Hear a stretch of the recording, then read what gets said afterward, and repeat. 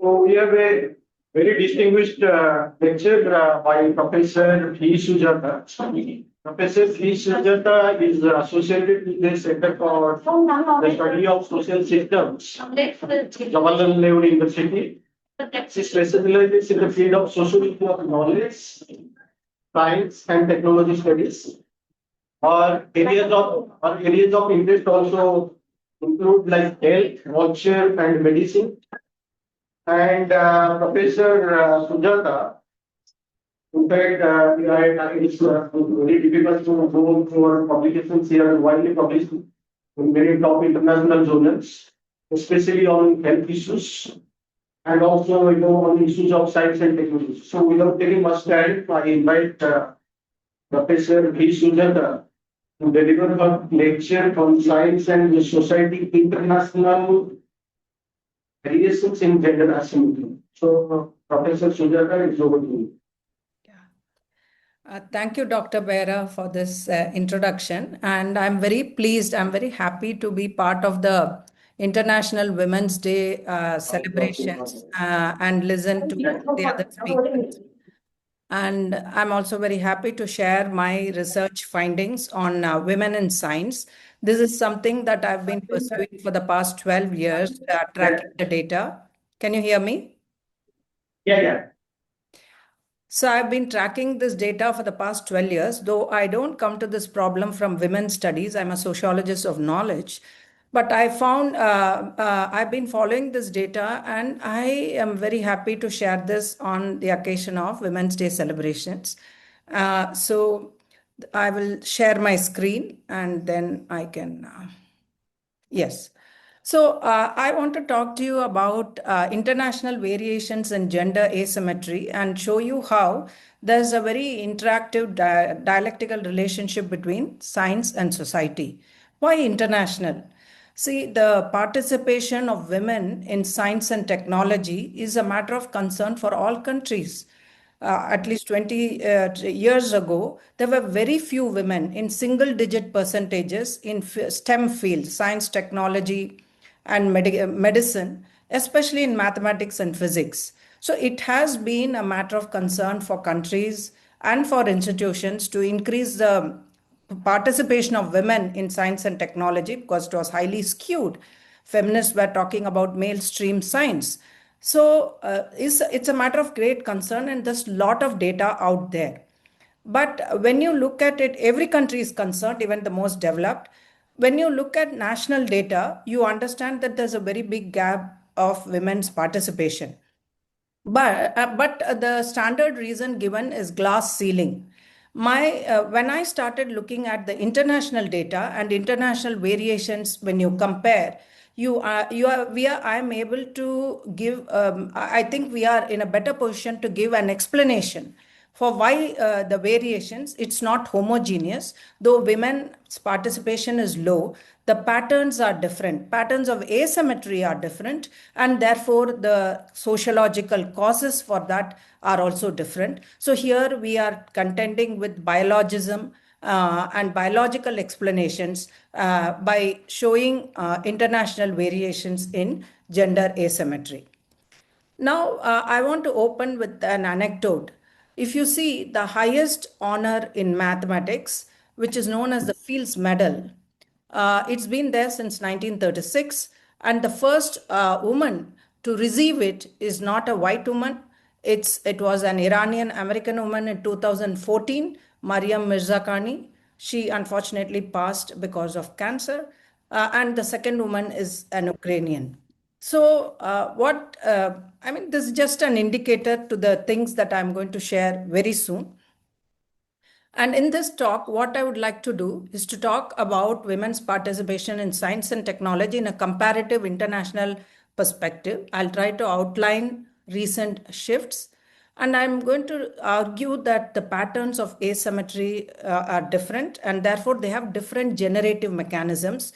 So this implies that we should have different policy approaches and emphasis for the kind of problems we face here.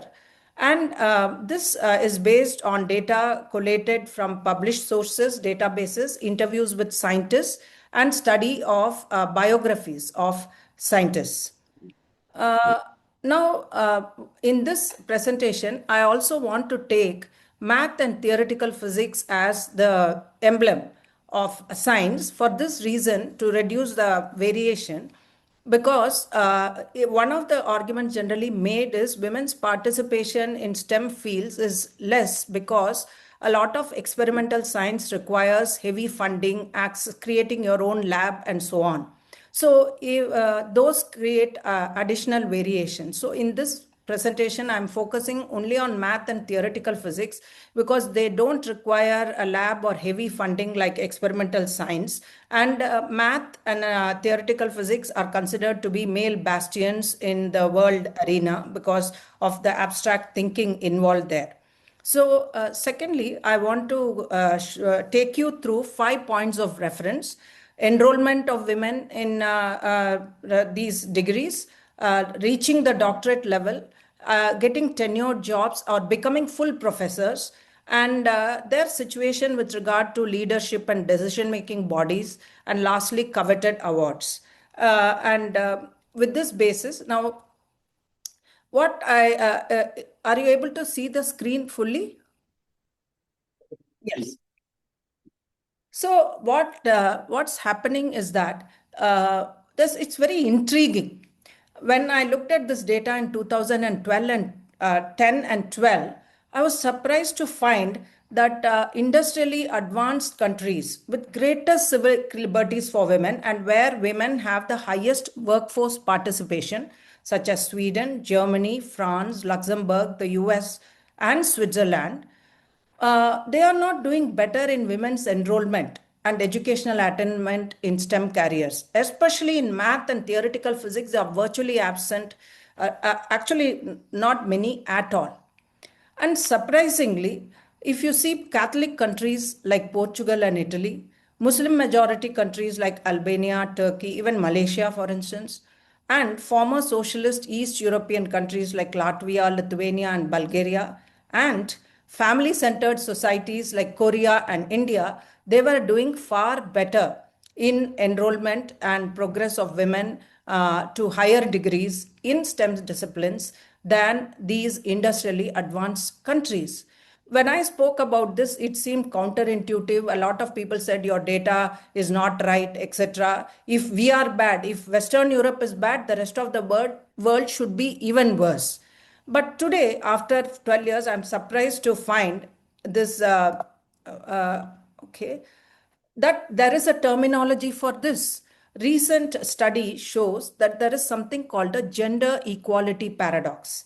It means, and the studies show that women from wealthier and gender equal societies are less likely to obtain STEM degrees. So, Finland and Sweden have far less women entering STEM degrees than conservative societies like Turkey and Albania.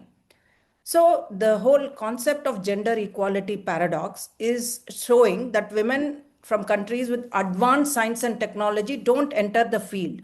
Or the latest data of She survey shows that if they enter the degree, there are more women who do not complete the course. So, but there is the other side to the question. So, how is it that women from conservative societies can enter without, they seem to be entering because the enrollments are better, right, for the past many decades. So, and to give you some idea of the kind of explanations for this gender equality paradox, which are floated in the West, in the US and in Europe, and how my explanation differs from this, I want to, there's a study by a professor of psychological sciences. He discovered a near universal sex difference in academic strengths and weaknesses.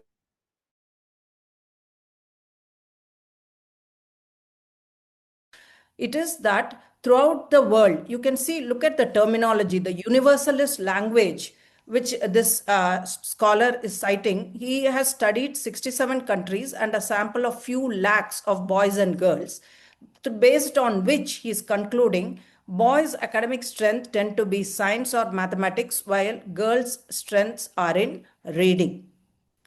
Therefore, in liberal and wealthy countries, women who are generally assertive about their personal preferences, they are individualistic in nature, so they choose things in which they are stronger. So this study confirms that boys are better at math and girls are less good, and they are saying it is a near universal sex difference. I'm quite appalled by the kind of statements that are being made, and this is recent. But there's also a lot of interesting information that Asians are very good in math, Koreans and Indians especially. And there are many articles, if you see, why Asian students do better in math. And there is data which shows that Asian women in the US do better in math and engineering than white women or other races. So you can see this. There are several news items, and there's actual data on how Asian women are represented very well in engineering and mathematics better than white women in the same institutions. And therefore, this study to your right shows that they, of both genders, they outperform all other races. So this kind of data is available. Still, the previous slide that I showed you, this such studies continue to talk about a universal sex difference in mathematical abilities, while this kind of data is there. So, my argument here is scientism is a source of bias. Now, what is scientism? I'll deal with it later, a little in greater detail, but it is the entrenched belief that the validity of science is the only source of truth. And laboratory studies and scientific surveys give you a universal biological truth. It's a form of biological reductionism. And this is something that they don't acknowledge. And like that psychological study showed you, that they believe that genuinely girls are better at reading and boys are better at math based on whatever sample they took. It's a cross country sample, but they are not looking at the flaws in their own study design, or thinking that scientific survey conveys a universal truth about all men and women. So, concepts like glass ceiling, which are often used to explain why women do not reach higher positions of scientific achievement, I find them more descriptive. They are not explanatory. They don't indicate cultural differences or the source of bias. So, my argument is there are gender asymmetries anywhere, but the cause for that is not the same, and therefore the remedy for that also has to be slightly different. And here I want to direct your attention to two factors that are involved in women's participation in science and technology. One is the subjective or internal self-perception of your abilities, your cognitive abilities or your abilities to do. And second is objective or external factors. So what I'm trying to show you here, going to be showing you here, is that in the industrially advanced countries, scientism directly affects the self-perception of women and also creates objective barriers. But if you see, look at the lack of enrollment, fear to enroll. Whereas in India, you feel the kind of barriers are objective and external, which I refer to the excessive importance, given to feminism. My previous speaker also, I'll come to that. So, and many other talks in this session, I notice will be addressing some of the issues that I will indicate. So, we have to look at the combination of subjective and objective barriers, and many of these subjective barriers in self-perception are caused by the culture of science or scientism prevalent in industrially advanced countries. So let me take you through these five different reference point. Is entry of women in science and technology. So enrollment of women in a particular course is it's a critical indicator of self-perception. I told you I've been tracking data for some time. Until 2000 or 2002, Asians and South Africans were enrolled, more Asian and South African women were enrolled in math and physics than Americans, North Americans. And in Germany at this time, the studies show there was 12% of women and in natural in undergrad mathematics and 7.3% in engineering in 1990s. But roughly around the same time, even Saudi Arabia had 55.5% women enrollment in science undergraduates and 45% doctorates in science and technology. Look at the Indian figures. Around the same time, India had reached 34% enrollment in STEM undergraduate degrees, of which 32% was in physics, and some states like Kerala had 65% enrollment. Even the lowest enrollment in states like Bihar and UP was higher than the enrollment in Europe in undergraduate science and math physics degrees, that is 6 to 10%. This is the situation till 2000. So this is characterized by a demographic inertia by authors prior to 2000, almost from the 70s till 90s. The situation of women's enrollment was somewhat stagnant in all these places. And another phenomenon is the leaky pipeline, where even if women entered the degree level, they tended to drop out at the master's and PhD level. And finally, the ones that reached the faculty level was very few. But now, as I told you, sometime after the late 90s and 2000, the situation is changing.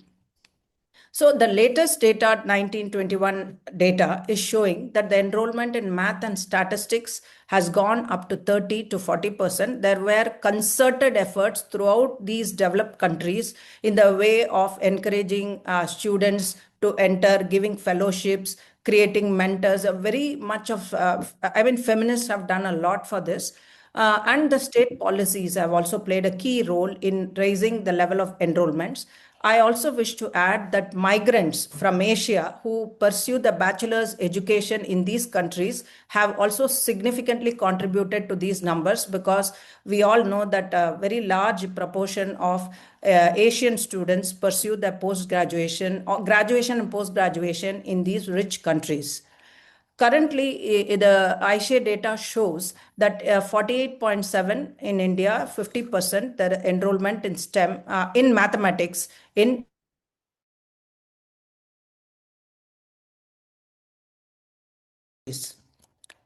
now, if you look, I was quite struck when I was looking at the latest All India survey on higher education data. There is a near, explosion, phenomenal growth of women's education in rural and urban India. And this growth is reflected in all social categories, SC, ST, and general. OBC and minority is slightly less, but they are also in the women. I'm talking about the enrollment is increasing, and female enrollment is far ahead of the male enrollment. And also interestingly, this region, across regions and states, it is similar. So I treat this as some very important growth in women's education in India. And in the MSc, there are 157 females per 100 male. So we, in many, I think average enrollment is 61.2% women are enrolled in the science streams. Now, if you look at the doctoral programs, the SHE survey in Europe is showing that the gender gap is highest in physical sciences, mathematics, and statistics. There are almost twice the ratio of men proceeding to doctoral studies is twice higher than the women who will proceed to doctoral studies. And this is a matter of concern in the latest European Commission report. Look at the figures with regard to the doctorates. Netherlands and Sweden, which have very high civic liberties for women, have 13.8 and 18.1. I want to point out that the latest statistics, Eurostat, is not giving us separate breakup for mathematics and natural science. We all know that there are more women in biology and natural science than mathematics and physics in the rest of the world. Though this trend is there in India, but it is in mathematics and physics, it's not so bad. But the Eurostat data gives a combined figure. So this 13.8 and 18.1 that you see on the screen could be includes natural science and mathematics. I don't have just mathematics data. So the mathematics alone will be much smaller than biology. In India, we have these figures. We have 48.43 doctorates in mathematics and 44.41 in computer engineering. That's the latest data. We have women entering automobile, mining, metallurgical engineering also, but not in such a large number. If you look at the faculty strength, in 2005, there were 3 to 5 women mathematics professors in Germany, France, and Sweden. In Delhi University, I found 10% full professors in STEM subjects were there. Interestingly, the math department had 18.2% full professors. So, what are the dimensions of this difference? What am I trying to argue here is that in the Indian situation, enrollment in a math or physics degree is not an issue. And we don't find either in the biographies or interview any point about women being averse to mathematics, physics, and engineering, or that women have cognitive inferiority. No such thing. In fact, faculty positions in premier institutes in math. Currently, latest data shows that there is 16.77 full professors, 23.24 lecturers. Though this is not at all a desirable figure, when you are having 60% entering bachelors and only 16% reaching full professors, it is a sorry state of affairs. However, what I'm trying to tell you is the pattern of asymmetry in India is different, and to which I will turn very soon. And I'm trying to drive home the point that enrollment or career advancement in math, physics, and engineering is not caused by any problem of poor self-perception in math. In IIT Delhi, after the latest data is showing that there are 20%, close to 20% full professors in math, is what we are getting. In the rest of the world, this figure is very low and it is in single digit, especially in France, Germany, and Sweden, the top civic liberty countries. So, what is the varying pattern of asymmetry? Though we have entry level numbers are small, Europe has achieved a reduction in the leaky pipeline. That is, now currently the latest data shows that 47 to 48% of women researchers are retained in STEM discipline. So in the past 20 to 30 years, they have really worked hard. If you compare to the data before 2090s, and now they have achieved from single figures to 47% entering, entry level they have achieved. India, right from the beginning, had no problems in entry level barriers. Whether it is 90s, it was 30-35%. Now it has reached 47-48%. So we have huge number of girls enrolling in STEM. Now it has reached 50-60. But what we find here is not a leaky pipeline, but what some scholars call a broken pipeline or a postdoctoral outflux. That is, they go right up to doctoral degree, and after that, there is a stagnation slowing down. And so you find the number of women in tenured positions and full professorships are 13 to 14%. I have cited a conservative figure only taking premier institutions like IIT, TAFR, and IISc. The figures in state universities and central universities about women full professors is slightly better. It is around 25%. Tenured position, even for women professors are 25% in central universities, but in premier institutions like IIT and TIFR, it is still very conservative. And some IITs are very low. The average figure is around 13 to 14%, reaching a full professorship. So considering 60% of women clearing and only 14% making it to the top is little not a great situation. But you will see as we proceed to the next levels of leadership and coveted awards, it gets grimmer in India.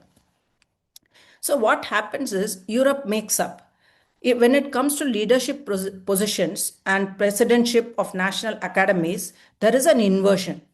Liberal societies have now managed to include women in selection committees, women in leadership position, fellowship screening committees through effective policy. So in Sweden, even though the number of women are fewer in science, their committees have 41% women, and Germany has 27% women. France is still very low, but in mid 20s. But in India, you can see it's quite abysmal. There are no women in high level decision making bodies. This is true of all the conservative societies. Italy, Portugal, it is still better, 13, 14%. India is 9%, and China is 6%. Women vice chancellors in India are its lowest in India, 6%. And the CSIR has never had any women director general, though women have been performing very well in science and technology in India in the 20th century.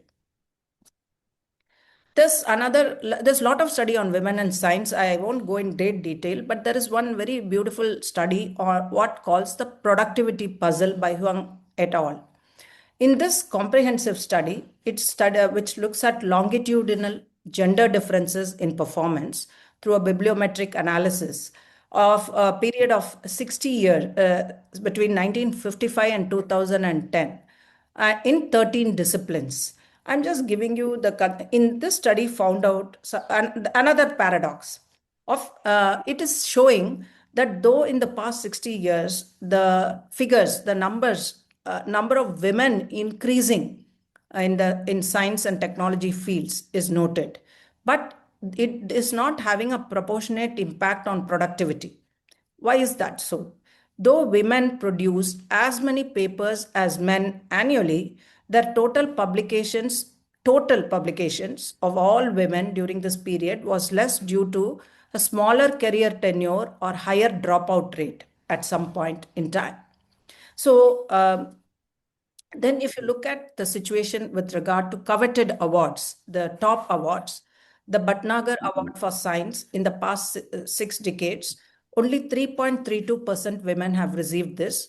This is even the Nobel Prize is not any better. There are very few women who have received the Nobel Prize, and many have been excluded. I'll come to it, come to the point about Matilda effect. But as of now, we only 9.4% women have received the Nobel Prize for Science. Even the National Biosciences Award, biology and biosciences where women are significant, only 2 out of 24 awards were given to women.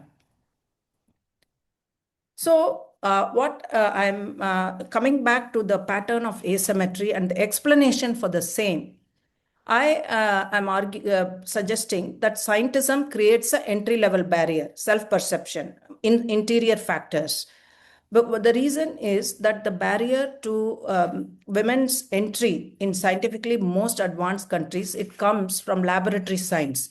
That is, a lot of studies in biology, psychology, and genetics, they tend to generalize about the cognitive inability of women in abstract mathematical thinking. Such statements are very much there in Greek philosophy also. All the Greek thinkers, if you remember, Greek society was a slave society in which women were also not allowed a public life because they were thought to be by nature emotional and not capable of rational thinking.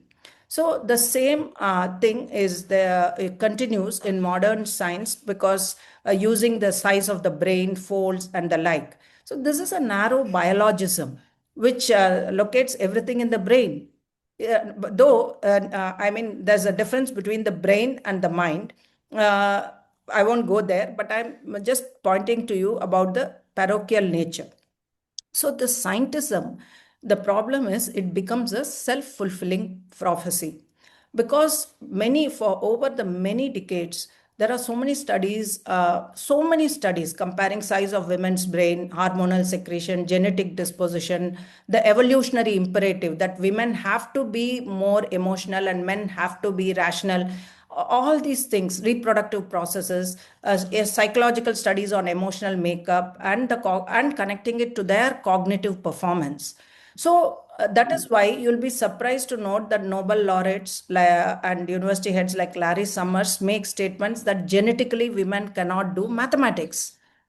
Of course, he faced some kind of punitive action, but that such a view was held by a scientist is attributable to the fact that it is coming from science itself. Psychometric tests for mathematical inclination, aptitude, numerous, even the one that I quoted earlier, it's a very recent test. So the trend hasn't changed. So all the studies, I'm coming across hundreds of studies and newspaper articles showing that boys do better in standardized math tests in all the OECD countries. It creates a negative stereotype and disidentification by women, leading to a poor self-perception. So the question is, does biologism have ultimate authority on truth? And in the industrially advanced countries, science governs everyday life, and popular perceptions about life are, colored by science. There's so much of reliance on numerical measurement of aptitude, and it is published in popular magazines. So it creates and sustains an ethos of scientism. It is also internalized by women very early in their life. So they avoid entry into mathematics and physics degree and self ejection in their career. But and a lot of studies talk about the problem that the gender gap in math and physics in the US is caused by confidence. Though girls get high grades or high predicted grades, they believe they are always unsure of themselves. And teachers corroborate that. Now, how do the feminists look at this question? I was surprised to note, whereas feminists have the most powerful, devastating critiques of scientific objectivity and male centric science, they don't seem to be so critical of scientism. And they do not doubt science enough to grasp its adverse effects. And I think the white feminists do not think that Asian and Latin American women's participation in science and technology should be taken seriously. I looked at a couple of writings which note this, but they say they don't even take science and technology in rest of the world seriously. So they do not. This fact is obliterated in the feminist discussions abroad. So this doesn't mean that we are having a rosy picture here in India. I'm coming to the factors that affect STEM doctorates in India. We already saw there is a postdoctoral outflux, mostly connected to marriage and family.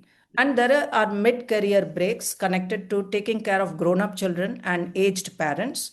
So the women's role in the family is important, and they have very few opportunities and support for independent careers such as public safety and childcare.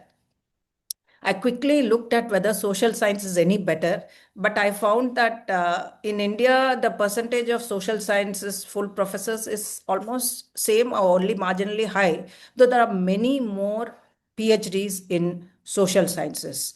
50 it is near 50%, but the percentage who reach the end is very few, and only 6 out of 40 life achievements awards have been given by the Indian Sociological Society in the past 50 years to women.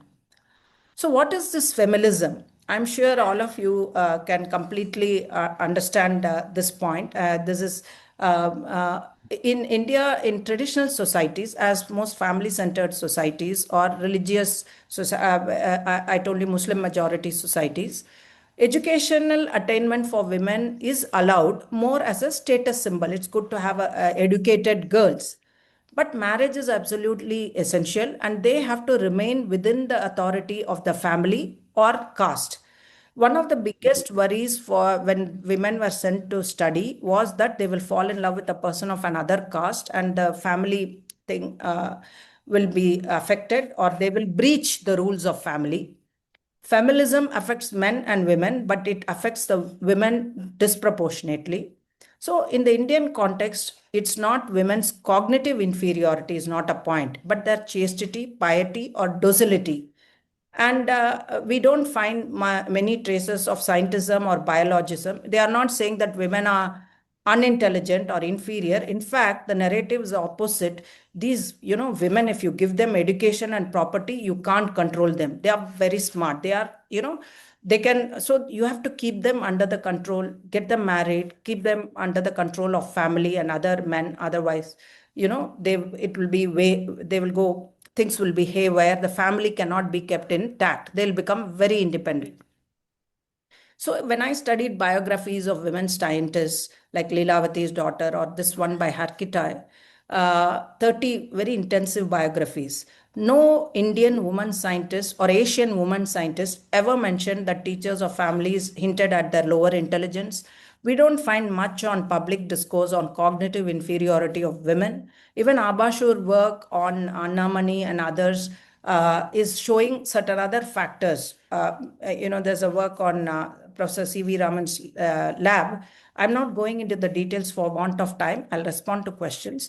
These are all, these restrictions are about women staying within the fold of family, caste, or not making independent personal decisions. Yes, family gives you certain advantages. It protects the women from competition in the labor market, provides childcare support because the state, creche facilities are very bad. So a lot of women scientists have said they got full support from their husbands' families and in-laws, and in return, when the time comes, they have to pay back to the family. Feminism values docility. It is an aggressive and autonomous pursuit of career by women is discouraged, dismissed, or excluded. So women have to, or voluntarily, nobody constrains them, but a lot of women have said that they mid-career, when the children reach 12th standard or they have aged parents, they have to reduce. And studies show that India is more conservative compared to other South Asian countries, Latin America, and other countries. So the setbacks of feminism is reflected in the data. There's a long gap between doctorate and first job and mid-career breaks. A study likens a women's career progress to a braided river. It's not a leaky pipeline. The progress it goes spiral upward, but very slow. And 30% women scientists in a sample survey said that their marriage prospects will decide career decisions. 15 to 20% said, hello. 50%, 20% said career decisions will be made after good alliance is found. So, whereas marriage is beneficial to male scientists everywhere in the world, they are hypogamous in that they marry someone less educated than them and who supports them in their career and research. You know about Einstein and famous stories about successful male scientists who had women by their side and whose role probably they never acknowledged or in their science. And in Europe and US, fewer married women at high level of science, and they hardly have children. In India, you find that 80% of women scientists are married and 69% have children. And women scientists generally are hypergamous because they have to marry up an educated man so that they get support for their research pursuits. So therefore, the careers could come into conflict. So, owing to these different causes, scientism requires intervention at the school level to change girls' and boys' attitude towards mathematics. So, a lot of interventions in Europe and the US have to be based at the school level to tell the girls that it's not so bad. But it's a vicious cycle because if they do the aptitude test, it shows they have low aptitude and that gets published. They have to address at that level. Only if they acknowledge scientism can they do that. If let them compare with Asian girls, already this comparison is happening that if Asian girls can do better, why can't we? But it is not reflected in the writing or policy. Diversity is good for them. Whereas feminism, we need a very different set of policy initiatives because I do see some writings in the Indian context saying the girls are seen as cognitively inferior. This is just parroting or imitating whatever is said in the West. We have to independently arrive at a diagnosis or at an understanding of our situation rather than imitating and copying concepts that are put by feminists or Western studies. Glass ceiling is hardly explanatory. See, we all know, and I think there are many more presentations today that will be addressing these very fundamental problem that girls and women face in India. Safety and security of girls in public institutions is an issue. And this may be all the more issue in small towns and other places, because there's an explosion in women's education across the country in smaller towns. Women from marginalized community are entering the education, and there we already see a lot of honor killings there. So we need better, an acceptance of women's, right to public space. We don't have any public transport amenities. I was doing a study in Madhya Pradesh. I noticed that tribal women have to go by cycle for almost 10 kilometers one way to attend a school. I think this is also the many metro cities have very poor public transport and no toilets, healthy food for women.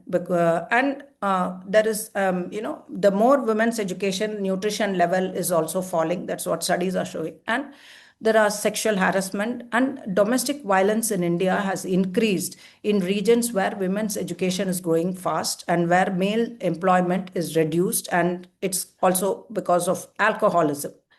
So these are all interrelated. But if you look at institutional factors, the Indian bureaucracy, is very hierarchical. A lot of scientists, women scientists, have said that in national laboratories, the scientists, every employee's, there's a bureaucratic power due to hierarchical culture. There's excessive respect towards those in power, and you want to see contacts with the powerful. If there are already seniors are men, then this hierarchy is replicated, and most of the admin staff are men, and junior women scientists have said that they face bullying and harassment in getting the funding for their research projects dealing with admin staff. Another interesting study, it's an international study, it shows that, where the rules are vague, bias comes into play. Another very big issue is that women are credited less in science and mathematics than men, and there's a lack of voice. It disproportionately affects women, minorities, and foreign born scientists. Now, what happens is when there is joint research, either supervisor student or a group, a team with a senior male academic or scientist, there is a lack of clarity with respect to authorship rules. It is more interpersonal. So when there is lack of clarity about the rules as to who is the first author, second author, many of these things replicate the inequalities in the organizational structure. Rules are often determined by seniors who are generally most often men. And many of such decisions, who will lead the team or who will be the first author, it's governed by personal relationship and idiosyncratic preferences and lead to disagreements. And when there are disagreements, women generally want to avoid any disturbance. They already may have many things to deal with. And so they may acquiesce or not claim due credit. We have all heard about this phenomenon called the Matilda effect and the invisibility of women's contribution. Though women have always made very significant, done a lot of work in science, their contributions are constantly ignored, minimized, or credited to men. And there is a very big gap between what happens in the lab and work table and what happens in what is recorded in official documents. A lot of women employees are required to organize tea parties and other things and do invisible academic work like teaching, whereas research and the visibility and projection is always taken by men, somewhat replicating the situation in a family. But here, it's a very stark case of Rosalind Franklin, who in 1952 she through understood the DNA through photograph through an X-ray diffraction. It showed double helix. She was investigating more. This image was shown to James Watson without her knowledge, and he wins the Nobel Prize in 1962 by when she was already dead, and she is merely mentioned in textbooks. There are numerous examples of the Matilda effect where women do the groundwork in the lab and are either not credited, and this happens. So Uh, we need measures like socialist countries. I already mentioned that socialist countries have a very high participation of women in sciences. And this is because from very early on, they created an infrastructure and government policies very conducive to women's participation in hard sciences. So in India, public safety, transport amenities are necessary. A lot of women have said they can't stay back for conferences very late in the evening or talks or parties where networking happens. Good creches and old age care institutions are still missing, and especially at affordable rates, it's not there. So, family has to be relied on.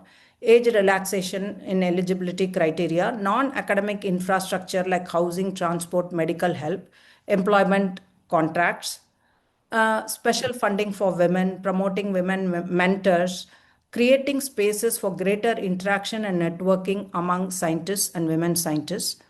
Gender diversity is to be mandated in all decision making bodies, and there should be women in every high level committee, and there should be an observer in screening committees, and there should be transparency in promotions and recognition of merit.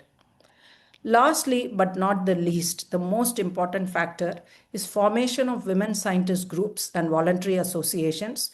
They have to provide the support system, offer mentoring, and act as pressure groups for policy change. I think these civil society watchdogs, we have in India Bias Watch, which has shown how many mathematic conferences in India hardly have zero women.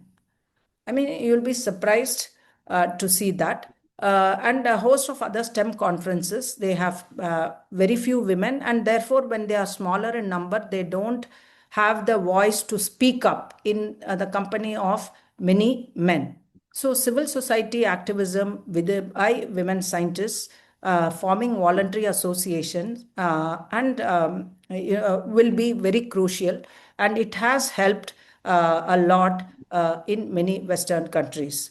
So, thank you for your patience, and I'm very happy to take your comments and questions. Thanks a lot.